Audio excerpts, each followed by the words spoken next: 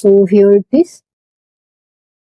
So how you can create a new Laravel project? So you can click the site and add the project. Here you can link an existing project, or either you can create a new project. So how you can create a new project by clicking a new Laravel project. Then next, whatever starter kit you need, you have to click it. So I clicking the Livewire starter kit. So by clicking here, it's asking for the project name. So it's our demo project. So we name it Laravel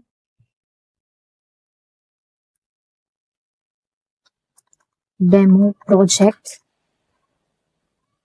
And here is the inbuilt authentication. You use other authentications as well, but now, as of now, we are going with the Laravel built-in authentications.